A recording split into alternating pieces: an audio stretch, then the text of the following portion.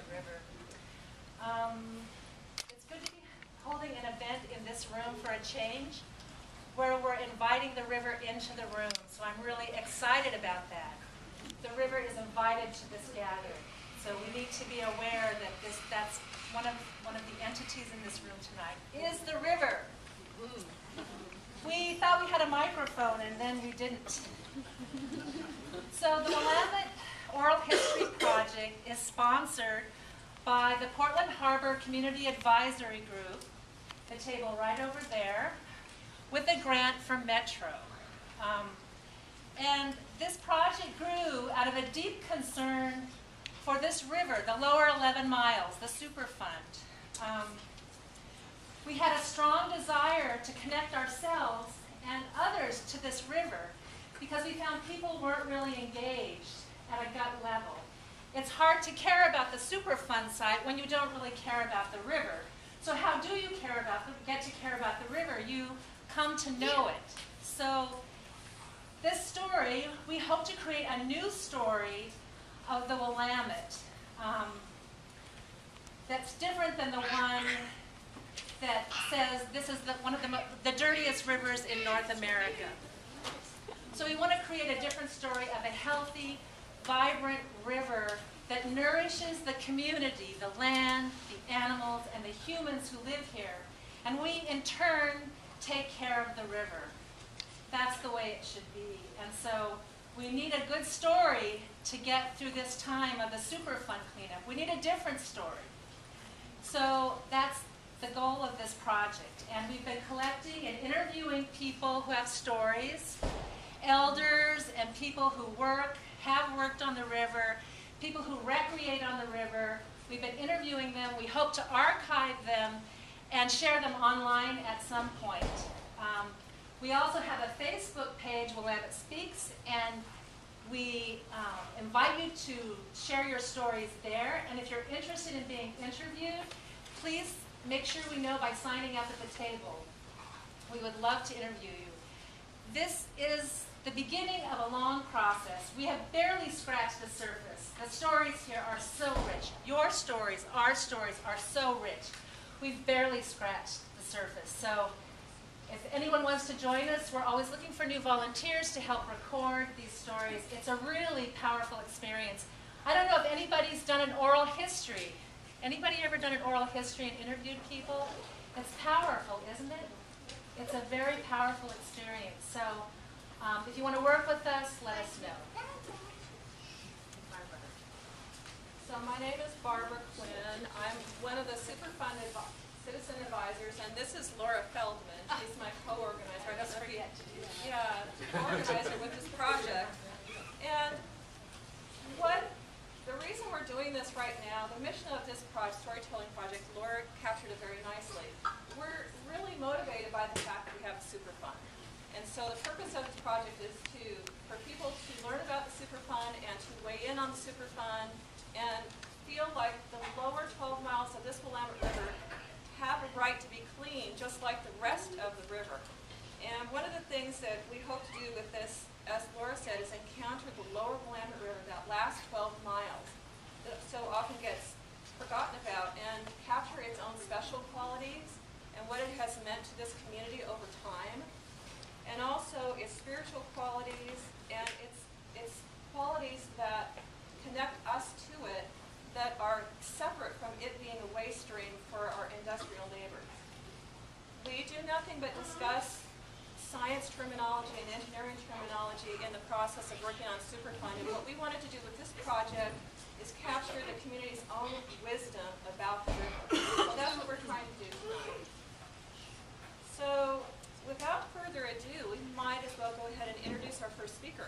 I just forgot, there's 3 storytelling events. This is one I forgot to mention. We have another storytelling event on September 20th, and we have another one, and that's going to be in Northwest Portland. There will be information coming about that, and there will be another one either here or Linton in mid-November. So there are 2 more events. Great. So, Our first storyteller is Michael Karnosh, Ceded Lands Manager of Confederated Tribes of the Grand Ronde. Michael was born in Oregon, but went to school, kindergarten, through college in Idaho.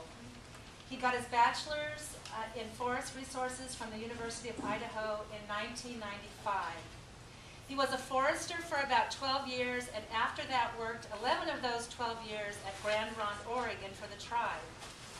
Michael attended law school at Lewis and Clark in Portland through their evening program, earning a JD with a certificate in environmental and natural resources law in 2005. He took the bar exam in 2006 and was admitted to the Oregon State Bar that year.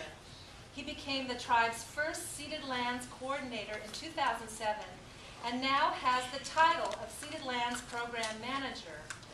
His primary responsibility is protection of the tribe's sovereign rights, interests, and responsibilities as they pertain to the environmental and cultural issues of their homelands. Michael Karnosh.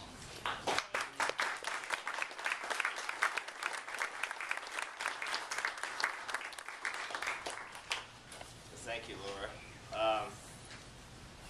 When Barbara first approached me to do this speech, she asked me if I would say a prayer, and at first I didn't think, you know, being this person that's got, you know, some kind of title and works in the science realm, I didn't think it was appropriate, but then after reflecting on it a little bit, I think it's not only appropriate, I think it's needed.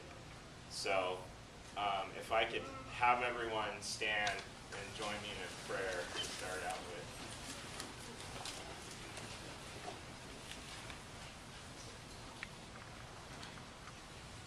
Sachali Tai Saigawawa Hayumasi Kawamaiga Hayumasi Kawamaiga Kawa U Dret Slush San Dret Slush San Sakali Tai Saigawawa Hayumasi Kawamaiga Kas U Slush Tilakam Kava Mikwit Ukulikuli Sakali Tai Saigawawa Hayumasi Kava Kanoi Stick Kas Gulgula Kas Salmon Kas Kuritsa Sakali Tai Saiga Pluye Nikwa Mungyetlan and Saiga Mungyetlan and Saiga Pasikta Saiga Mungyetlan Kuritsa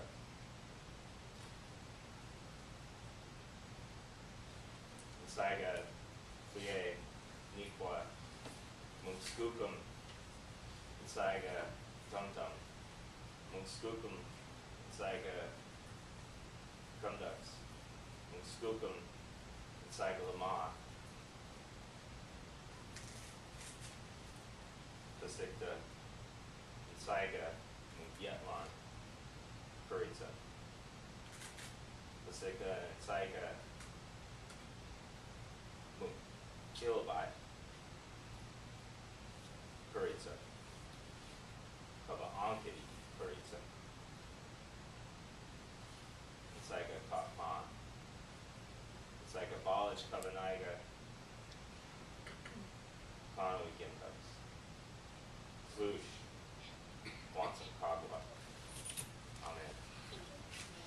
And what I said was I thank the Creator for this beautiful day and all of these good people that came here this evening and stand before the Creator. And I thank the Creator for the birds and the trees and the fish and the river. And I ask the Creator to us people strong, so that we can in turn make the river strong, help the river, and make the river good. So thank you all very much for bearing with me, and you can be seated now, and I'll get into the slideshow now.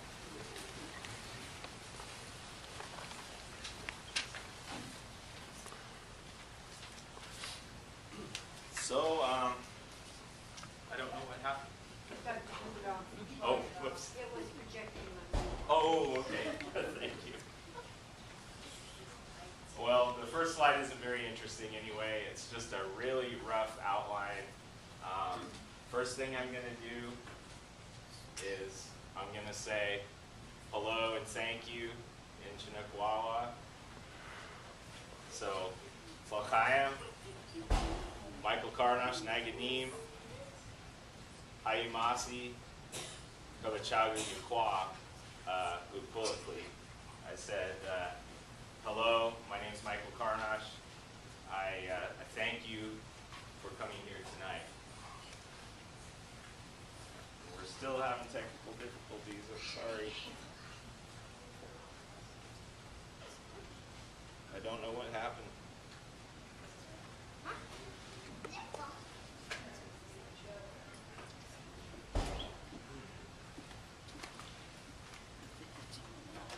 Aha!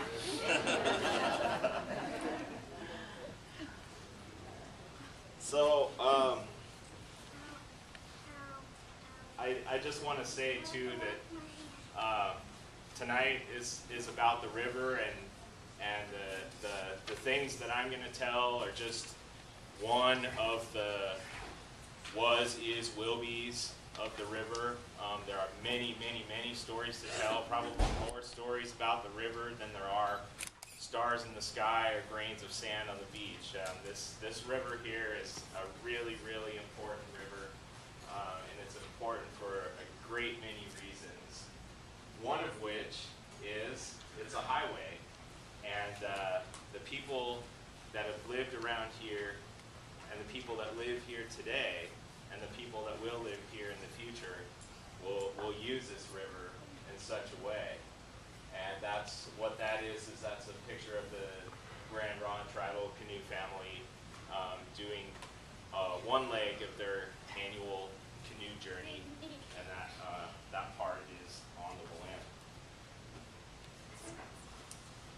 So one thing I wanted to point out, people ask me all the time, like, you know, what kinds of people lived here historically. This is kind of the was section of my talk, and I apologize for the quality of that, but the point that this slide is trying to project, this is the Columbia River flowing down between Oregon and Washington. This is Portland, so the Willamette's coming up through here. There were a lot of different tribes and bands that interacted with the river and with each other. The pink that you see in this photo is the Penutian family of languages. That's not one language, but actually many, many languages in the same family. So you have the Multnomah Chinook and the Clackamas Chinook, who spoke a relatively similar version of Kiksht, which is Chinook language, and then all within the Penutian family of languages. And then you had further south along the river the Tualatin Kalapuya, who spoke Kalapuyan and a completely different language from Kiksht, not mutually understandable. There was historically a vast array of different cultures and languages in this area. All of the people interacted with each other, they traded with each other, they came up and down the river, and they could speak and understand each other because they had a common language, which back then folks called Chinook jargon. After the people were removed to reservations, the language became creolized, meaning that kids who were born on the reservation, that became their first language. That was the language that they thought in and learned to speak first. So it got creolized, and it was no longer Chinook jargon, it was Chinook Wawa.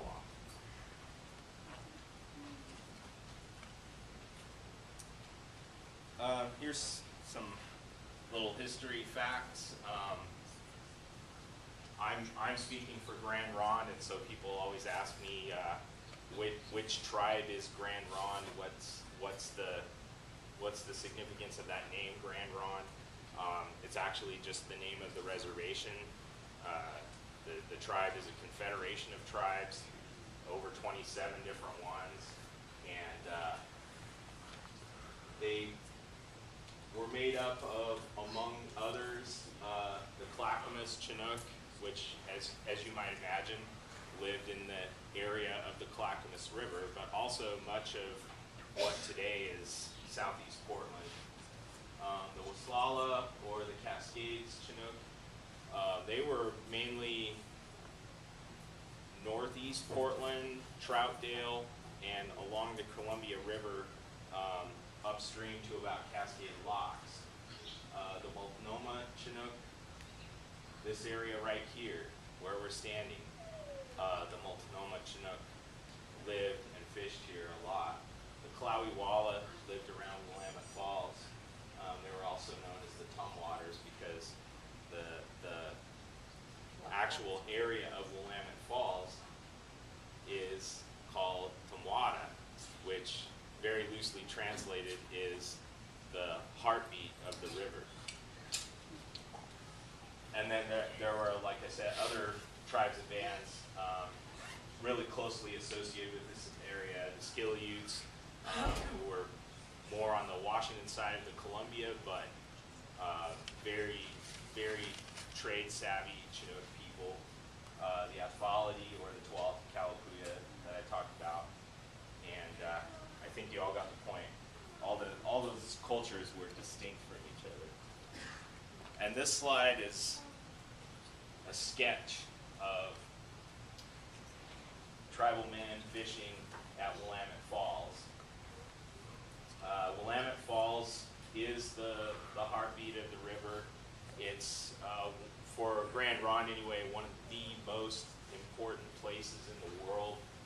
And as you can see, one big reason for that is the salmon fishing that occurred there. I've got another picture that's coming up too that shows another type of fishing, but you can see from this picture, this was originally drawn in 1841, by the way. Fella named Lieutenant Drayton, I believe, Joseph Drayton, if I'm not mistaken, was with a party called the Wilkes Expedition, and they actually came up the Willamette quite a ways. And so while they were here, he was with this expedition, he sketched this out, and you can see in 1841, European-style clothes were already the norm, even for tribal folk around here. And they had scaffolds on the river and dip-netted salmon right out of the falls.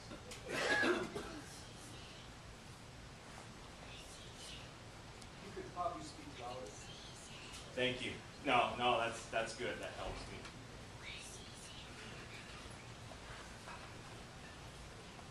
You know, a lot of the work that I do, excuse me,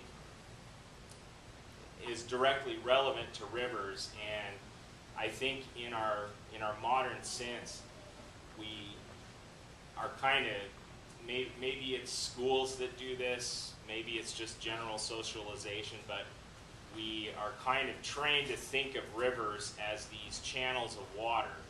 And that's pretty much, we think of it, that's pretty much what they are. They're just a channel of water moving through. And the reality is, the reason why the river is important to the tribe has way more to do with the critters that live in the water than really anything else. And this is an incomplete list of all the fish and other aquatic species that are very culturally important to Grand Ronde. You can see they're not all fish. You can see the fish are not all salmon, although salmon are central to the tribal culture. They are by no means the only fish of importance to the tribes. You can see on there Pacific lamprey, and I've got a picture, a modern picture of tribal folks taking lamprey off of Willamette Falls. That is a whole other topic in itself that I'll try not to go down that road. But you can see, you know, the seals and sea lions, river otters, beavers, those are all hugely important things. And some of these species need very particular environments to survive and thrive and reproduce in. And so that's what makes it so difficult for the tribe to try and convey everything that's important all at once. It's very, very difficult. And as I'll explain later, a lot of the issues and a lot of the things that are important get sort of dissected and compartmentalized into, oh, you're talking about salmon? Well, then that doesn't belong here. That's somewhere else, or a different set of people you need to talk to. Oh, you're talking about lamprey? That's somebody else you need to talk to. And through that compartmentalization, sometimes the whole story is lost.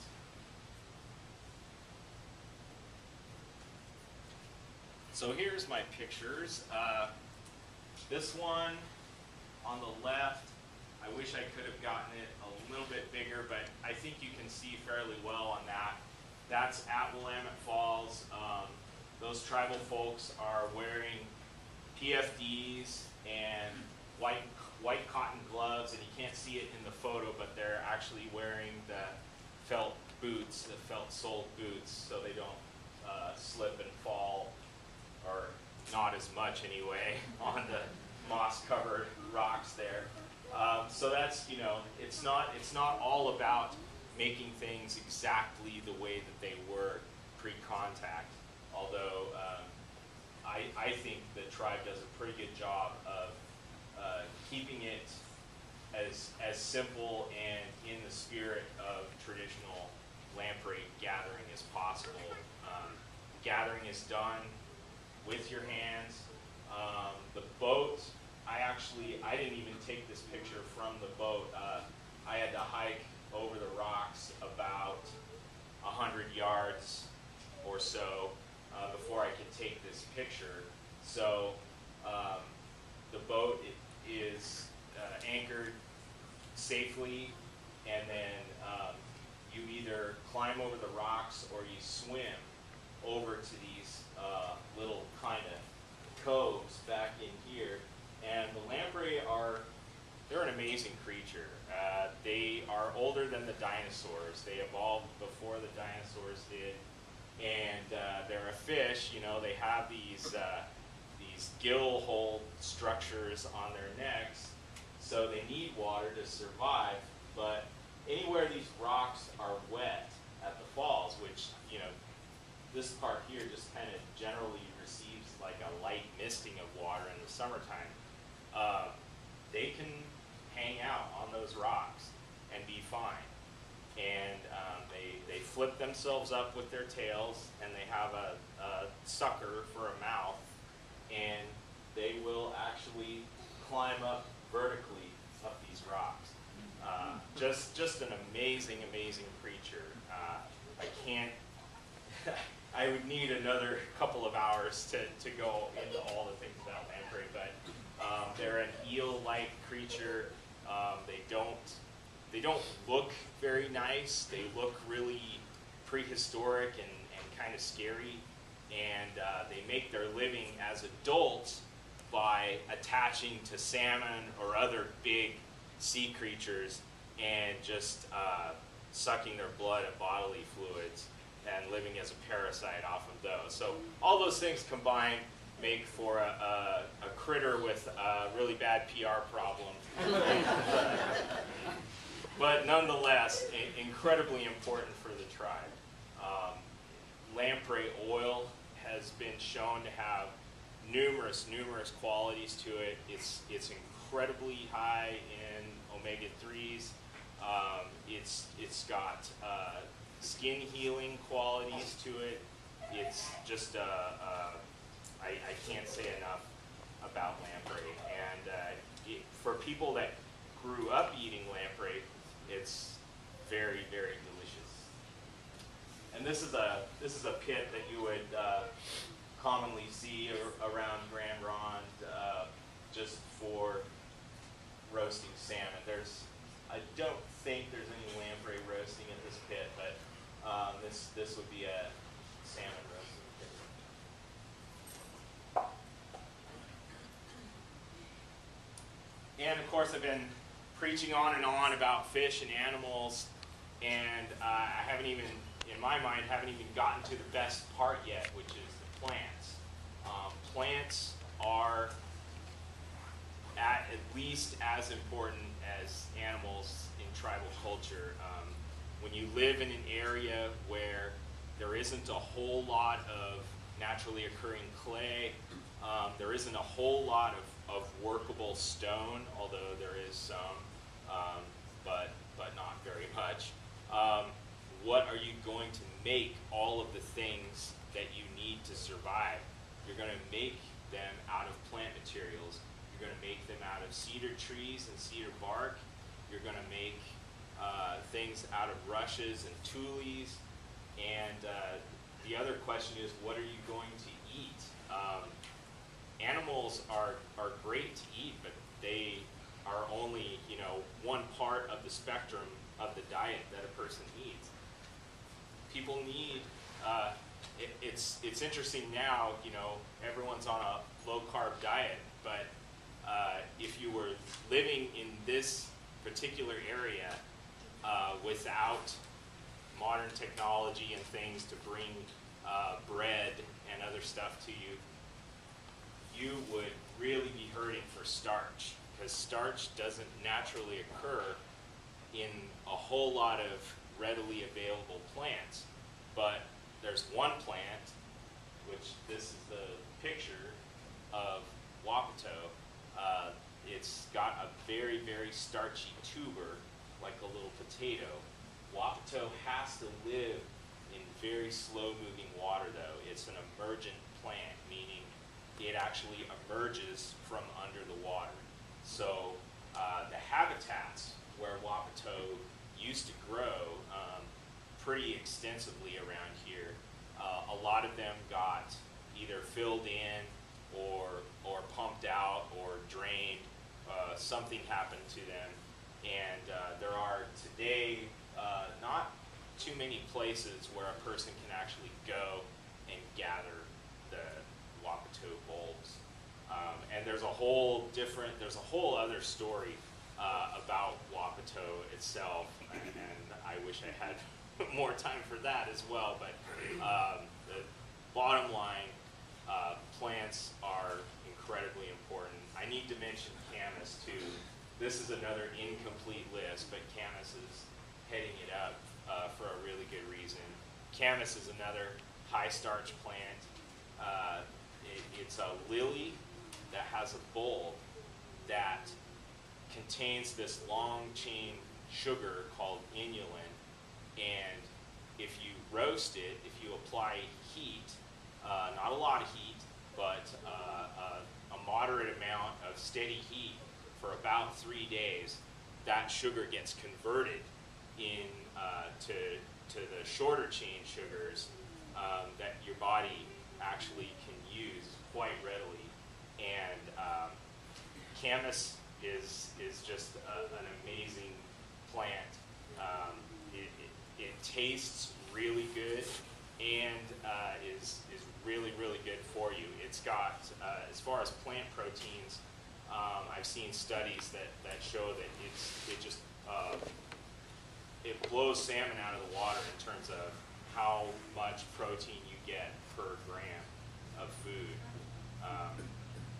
can be ground into flour after the bulbs are dried, or while the bulbs are still roasted and fairly fresh, you can press those into cakes, and you can mix in with those cakes things like huckleberries or salmon berries, and you can,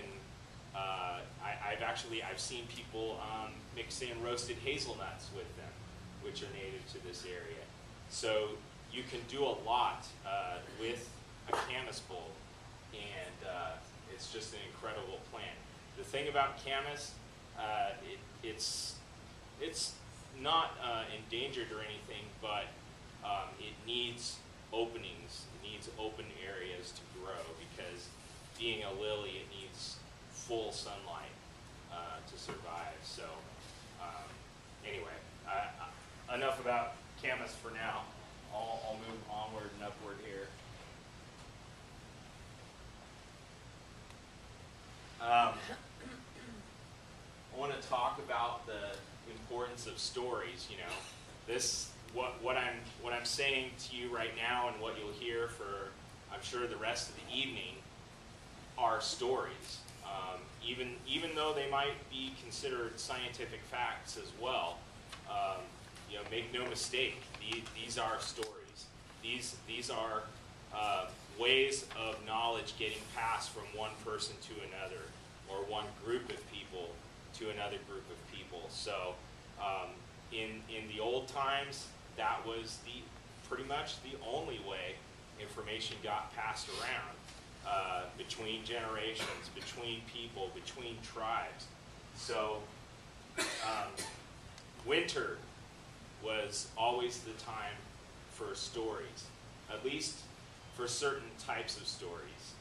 They're called econim, and econim are the stories about the creation of the world, the stories of what some people call the myth times, the times before, when Coyote and other beings were making the world ready for people.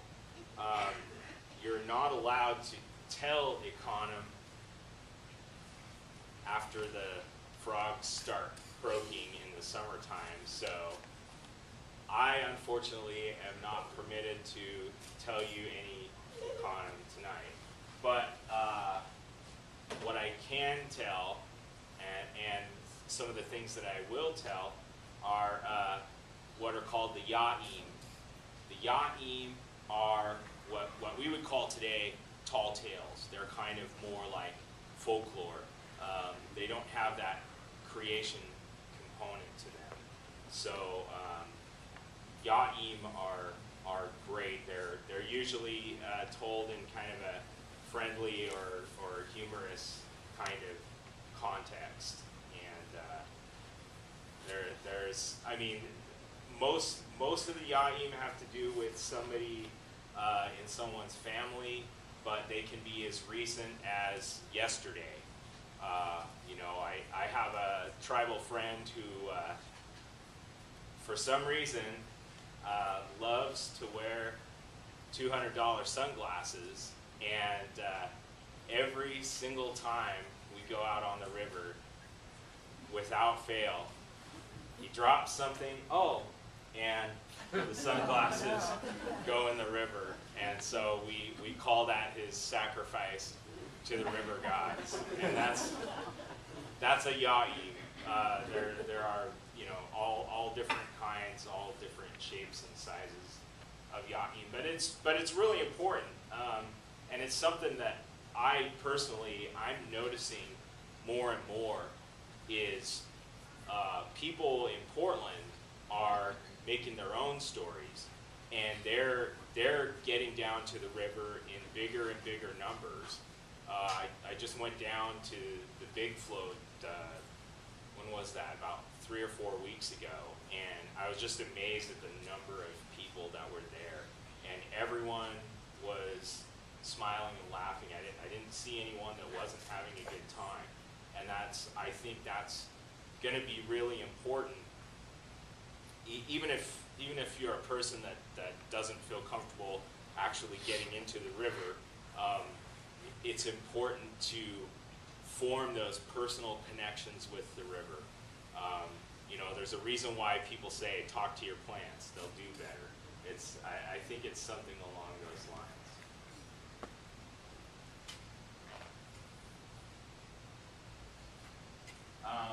People ask me all the time, you know, what's the vision of the tribal government? What does the Grand Ronde tribal government want? Really, from what I can tell, the tribe wants the seventh generation out, the children of the children of the children, and so on, to have a good place to live. That's really the overriding concern of everything. So that's the tribal vision that's been given to me.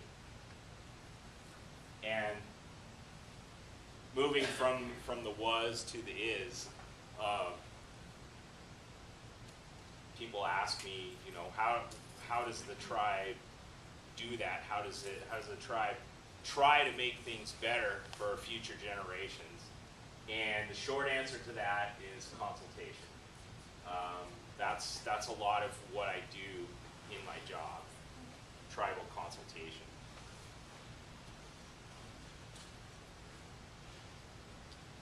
And here's the slide that talks about the difficulty in this kind of shotgunning approach of compartmentalizing issues with rivers. Rivers, you know, are sources of power, so the tribe does consultation on hydropower relicensing. Rivers have toxic stuff in them, so the tribe consults on the Superfund sites. Rivers are highways, and the land near the rivers is used for different things. And those uses sometimes generate water quality issues. And then, not, you know, to throw everything else into the mix, there are critters and plants that depend on the river that aren't doing so well right now. So it's a struggle for the tribe because the tribe doesn't have very many staff. I have 4 in my program, including myself, for a fairly large area. But, you know, I think most of the organizations represented here are probably understaffed and probably don't have enough resources. So I'm not going to sing the blues too much about that.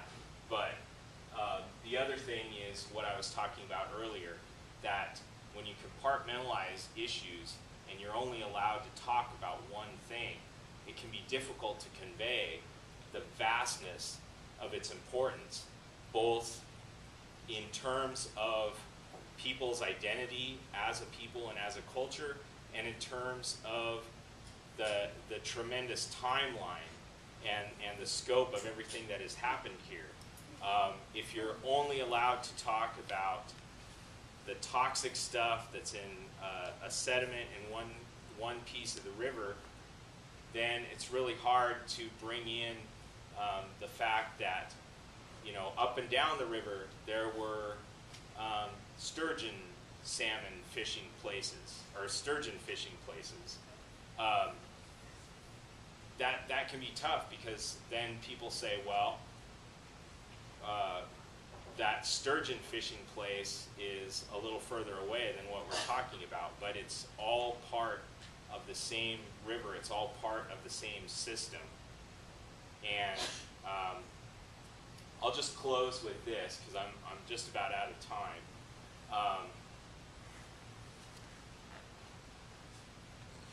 Something that really opened my eyes a few years ago when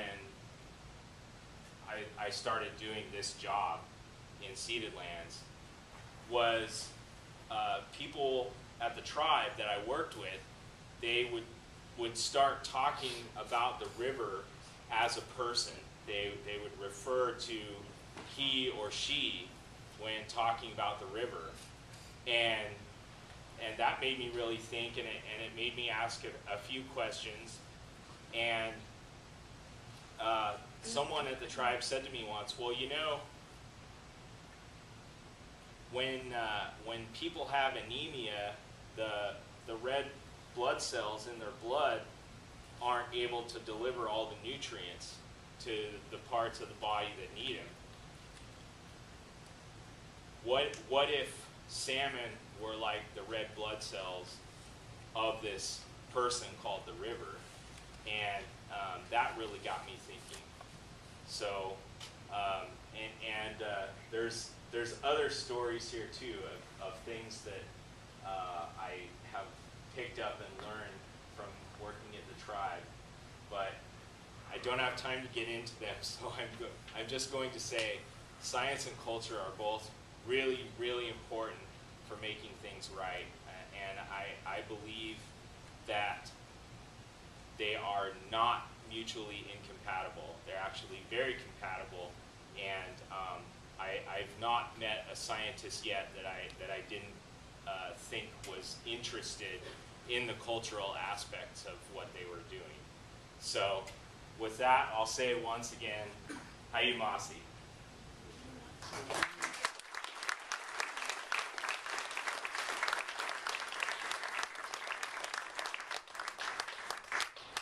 Thank you, Michael, so much. That was lovely. I just want to remind people, if you haven't signed in at the front table over here, please do. We'd like to know who came tonight and get your contact info for the next community storytelling events. Also, there's some blank paper and pens over there if you want to take notes. And don't forget the super fun table and the Honoring Our Rivers student anthology table in that room. And the science project outside. It's outside, so if you get a chance, definitely check that out. If you want to take a test, I'll give you a goodie. We failed to point out the fact that the restrooms are just down the hall, outside the store here and down the hall, towards the end of the hall. So just so you know, there are restrooms available in the building. Thank you. Our next speaker is Roger Wendlich. He's a North Portlander. He's a local, and he worked in construction. He began collecting Lewis and Clark memorabilia in 1980, and he amassed the finest and most complete collection of Lewis and Clark material in the world. His collection went to Lewis. I have a question. Can the people in the back here louder again? Yeah, louder. Well, okay. Mr. Wendlich, Roger Wendlich is a collector of Lewis and Clark memorabilia, and he actually donated half his collection to Lewis and Clark College, where it is right now. It's one of the best collections of Lewis and Clark material in the world. So he is on the board of the National Lewis and Clark Trail Heritage Foundation, and he can often be found in buckskins portraying George Juilliard, a member of the Corps of Discovery, and he tells stories of the expedition at special events and presentations around the United States. Roger?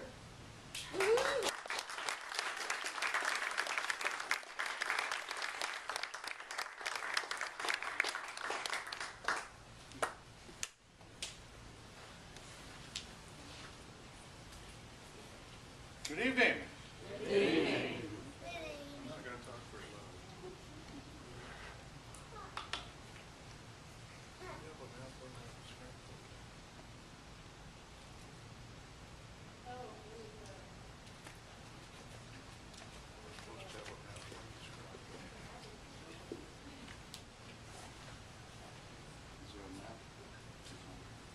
It's already uploaded.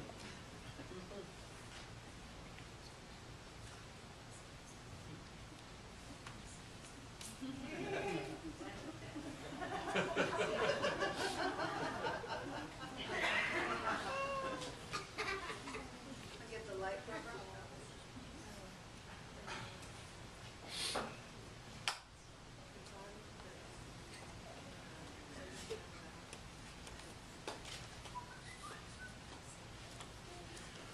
Lewis and Clark were here, can you hear me? Yes. If not, I can turn up the volume a bit. Having been a construction foreman and talking over equipment, you can talk very loud. But I will dampen it just a bit. Is this okay? Can you hear me outside? Good. How about the boats going by? Good evening. This is an interesting map. We have a gentleman here in the audience I'm going to introduce right off, but I'll tell you one thing. The gentleman you just heard talk, Mike Karnosh, is an amazing man with the Grand Ronde. I've worked with him before. The Grand Ronde and Michael have been so generous with their time and with grants to improve sites around the Northwest. I just commend the man, and I really wish everybody would join me in a real, true applaud for the man.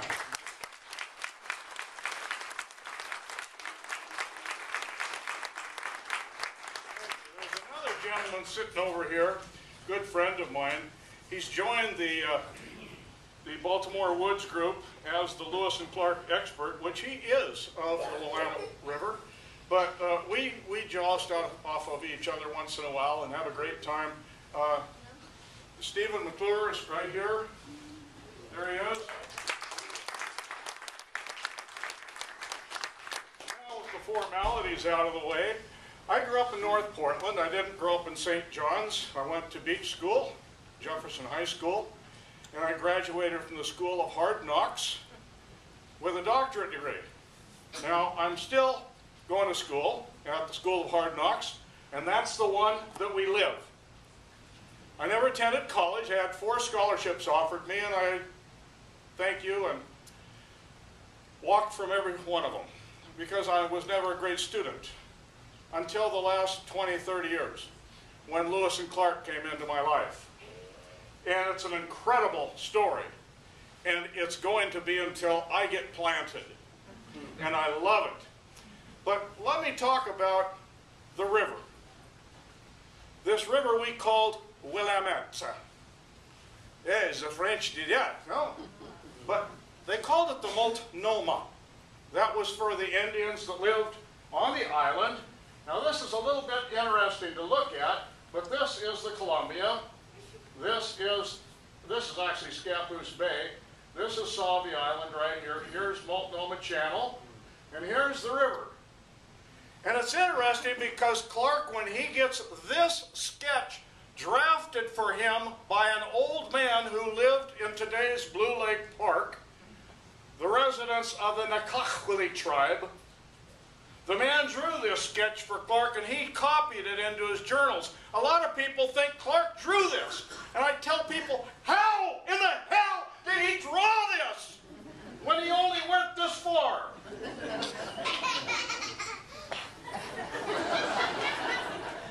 Don't get me started. But it's kind of interesting. Here's the north arrow. So that's pointing to the right. This is actually the lower outlet of the Sandy River. Today we do have both outlets back again. Thank goodness to the Forest Service. They opened it up last spring. So you can go there now and hike in there and see kind of how it was 200 years ago. But this is interesting here. This is the Bybee Lake region. This is a slough that went from the mouth of the Willamette today at the Columbia and went up to this little place called Gatton Creek. That's about the location of the Schnitzer steel operation today. The outlet is close to that. Dr. McClure has found, I would say, nobody knows exactly where Lewis and Clark were. He was right here. Prove it, I tell him. Dr. McClure has done research over the past couple of years, and I do know this. He is within a stone's throw. Now, my shoulder would probably go out nowadays, but let's say somebody can toss a rock, 200 feet or 300 feet. He's right there. And so it's going to be interesting because he's working with the port and Baltimore Woods to create some kind of a monument there. It might just be a parking spot. But so that when the Baltimore Woods is completed, and it shall be, there's going to be an overlook up on the hill around St. John's looking out at this location where Clark, not Lewis, Clark and 7 men camped next to a flea-ridden house for the night. No, April 2nd to the morning of April 3rd of 1806 on their return trip going back home. Now it's interesting because they didn't really know this river existed, because when they were going down and coming back, this doesn't show it really well, but there was islands blocking the mouth of the river. This is interesting. He said the lower end of the upper island and the upper end of the lower island were blocked with another island about the middle of the river, and we were on the north side and we couldn't see the mouth of this river. We didn't know it existed. Until they got back to about Washougal today, and that is where the people whose home this was, the Native American people. I hate to call them Indians because that's something that Columbus did when he came to the East Indies years ago. That's just a term because their skin was a little bit brown. You go out there now, I'm a sun worshiper. I might be an Indian, but I'm a German Indian. But it's great, you know. These people are wonderful, and they treated the expedition of Lewis and Clark always with peace, friendship, and I tell you today, I've studied this now for 30 years. Had it not been for the native peoples of this country, Lewis and Clark would never have succeeded. They most likely would have died from starvation or getting lost in the woods. True story. It's an amazing story. It's an amazing story. And this river, they didn't know it was here. Although when they were down at Fort Clatsop, the Clatsop Indians eluded, kind of said, well, there's a big river halfway between here and the Great Falls. That's talking about Celilo. I don't know. How many of you ever saw Celilo Falls? A few. I was one of those, 1953. Got to see the native peoples dip nets and pick out fish. They gave my father one big Chinook. Here, Chinook, like church. It's not Chinook. It's Chinook. Chinook, actually. It's an honorable name. And this man picked up the biggest fish on the platform, if you've ever seen pictures. And he held it up and gave it to my dad. My dad was a big man. And my dad took hold of the gills and then handed it to me, and I held it, and I'm 8 years old, and I was like this. Half of the fish was on the ground. My man brought up the spring scale. 81 pounds. And it was still silver. Chinook, 1953. Amazing story from me. I was there. I was also there on Saturday, March 10th, 1957, when the gates were closed and we were at Celilo. And, yeah. So here's the Willamette River 200 years ago, as presented by the native peoples to Clark. He copied the sketch and talked about it. They actually were camping. Here's the Seal River. That's the Washougal River today. They were camping right here on the return trip, and the natives again save them. There were canoes coming down the river. It said there's no food up here. The fish have not arrived yet. They'll be here at the next full moon. Now this was April, the first part of April, and they were expecting the real fish flow to come in about the first part of May. But it was interesting. I'm going to tell you this. I want to interject this because I've got, you know, just a little bit of brief time here to talk about, but I've got to tell you these things because it's so important. When Lewis and Clark arrived on the return up to Celilo Falls on the 19th of April of 1806, they were hurting for food. The Indians were hurting for food. Everybody was hurting for food. And all of a sudden there was celebration going on. Clark entered their journals. He said, I don't know what's going on here. The people are celebrating and they have nothing to eat. Oh, I went to their village and they are cooking a salmon. And they went through a spiritual ceremony, and what they did was give in the journals. They gave each child a piece of that first Chinook salmon. And it would make the main group come in. And the next day, salmon were jumping up over the falls, and to everybody's joy, including the Corps. It's an amazing story. But here we got our river, the Willamette I call it. They call it the Multnomah. And it was, this thing is not working now. Isn't that interesting how these electronic things are really amazing, aren't they? There we go. So here was the campsite, right here on Gatton's Creek, and here's the Schnitzer steel mill right about in this area, the steel facility. And you'll notice, though, there is no Swan Island. That was omitted. Now, it's interesting because I'm going to transfer from Lewis and Clark here in about, what do I got, a couple of minutes? Where am I, Barb? A couple of minutes, and then I got to go to the other thing. I got to go to my personal stories. Oh, my God. 1950s, 1960s. But let's go back 200 years. So there's no Swan Island on this, which is interesting because the main river used to go on the east side of Swan Island. And probably a lot longer than that, if you see Mock's Bottom, how it was cut back, I'm sure that the river was quite a ways over at one time. The whole thing is actually a part of a deposit from the Great Floods. If you live in North Portland and you want to have some drainage, just dig down about 4 or 5 feet and you'll get into sand and gravel. It's a great deposit from the Great Floods that made this whole area.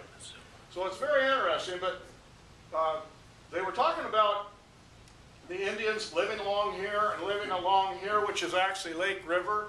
This would be Vancouver Lake. And there were tribes all along here. Wapato Island, what they call it, it's kind of like a bulb like a tulip, but it's like a sweet potato tasting. It's really nice. I've had it. It does grow here still, but not too much because cranes and carp love the stuff. But the Indian women would take their toes and loosen it up down in the muck, and they'd be walking around in the water with a little tiny canoe that was a gathering basket. They described all of this. And they'd take the Wapato, and they would use it. It was a major trade item here. At Celilo Falls, salmon was the big trade item. And if you went up into Idaho and on over, then buffalo robes were a great trade item. But all the things, the interesting part of this was the help that the native peoples and that they were here. But the quote was interesting when they arrived about here, coming back, and they stopped to meet with some native peoples there to have lunch, and they made a tremendous statement. And Clark said, "We can see a mountain in the distance." Try it today. We see a mountain, and we're going to name it for the president. We're going to call that Mount Jefferson. Now, if you go to the University of Portland on a day after a real storm, you might still catch the top of it. But here's the thing that I'm really impressed with, and I've given boat tours, so I know what it's like out on the river. Right here at the mouth of the river, Clark said, as he rounded that point, first going into the river, which he said was about 1/3 as wide as the Columbia, and later he got up and was sounding it with a 5-fathom cord. A fathom is 6 feet. So he could go down 30 feet, but 1/3 the way out from shore, he couldn't find bottom. So he said, this river is big enough to accommodate the biggest ship we have. But when they rounded that point, he said, I can see Mount St. Helens. I can see Mount Hood. These were described by Lieutenant Broughton, who had actually been in the mouth of the river long before anybody else. But Captain Clark was the first white man documented ever to be within the city limits of Portland. And York, his man York, was the first African American ever to be in the city limits of Portland, documented. It's amazing. When they were leaving Washougal to come down here to explore this, another thing that bothers me, because I went to Jefferson and I got a lot of African American friends to this day. Lewis said Captain Clark is going back in a canoe with an Indian guide and 7 men to explore that river. Captain Clark, in his entry in the journals, he says, I'm going back with the Indian guide and 6 men and my man, York. In other words, in Clark's opinion, York was always his man, where in Lewis's eyes, he was an equal. Amazing time. Now I'm going to shift a bit from the history 200 years ago to my history, and some days I feel as though it might be 200 years ago. Got a bad back and all these other good things.